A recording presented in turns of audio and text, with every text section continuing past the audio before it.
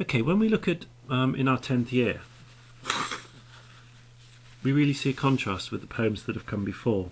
And if you followed the poetry chronologically in the order in which they're written in the anthology, you come across this poem and you wonder whether it can be by Simon Armitage at all. Because we've had About His Person, about a dead man; Alaska, about a woman who's left; Gooseberry Season, about a man who, along with his son, drowns the lodger; and Hitcher, about a man who beats another man to death with a crooklock. And then you get this very tender, very beautiful, very lyrical poem about memory, about moving on, about time, and about how we need to let things go to move on in our lives. So I'm going to read it through, and then I'll spend a little while just kind of thinking about the poem itself and what we learn about the narrator. This book, this page, this harebell laid to rest between these sheets, these leaves, if pressed, still bleeds a watercolour of the way we were. Those years, the fuss of such and such a day, that disagreement and its final word, your inventory of names and dates and times, my inventories of tall, dark, handsome lies. A decade on, now we astound ourselves, still two, still twinned but doubled now with love, and for a single night apart alone, how sure we are, each of the other half. This harebell holds its own. Let's give it now in air, with light, the chance to fade, to fold. Here, take it from my hand, now, let it go. So you can see straight away, massive contrast. First main contrast is the language that's used. It's very soft, it's very gentle, it's very poetic. It's filled with self-consciously almost poetic language, but it works. It's a great poem. For me, it's one of my favourite poems in the anthology.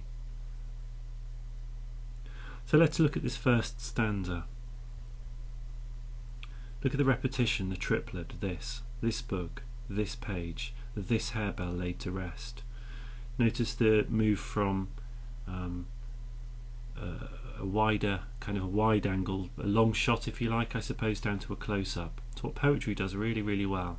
It takes you from a broad view into this sort of close-up view, a book, to a page, to the harebell. The harebell is the flower that's been pressed inside the book. The harebell laid to rest between these sheets, these leaves, if pressed still bleeds a watercolour of the way we were. So this flower pressed between the sheets of the book, and if you press on it, you still get that memory of the way they were. The watercolour, for me, the watercolour suggests a couple of things. It suggests the way in which the flower itself can bleed onto the page, can actually mark the page of the book, but also the idea of a watercolour being slightly faint and indistinct and the edges being blurred, and the memory being that watercolour, that sort of blurred edged watercolour of the way we were, of our past. So that first stanza sets up the sense of the past, of the way things were, and the harebell is somehow a symbol of that fragility, I suppose, that sort of gentleness and that beauty. And then we contrast it with that second stanza, those years, and we get that colon. It's important here. If you see colons in poetry, have a think about why they're there. The colon and the two dots after those years. The fuss of such and such a day, that disagreement and its final word. That's normal life, isn't it? The fuss of such and such a day. Look at the contrast in the sounds of the language there, between the first stanza and fuss of such and such a day. We have that's what's called sibilance. Sibilance, sibilance. It's the repetition of the S sound. Those years, the fuss of such and such a day. There's that kind of fussiness there which contrasts with the first stanza. In the second podcast, I'll go on and talk a little bit more about the second half of the poem.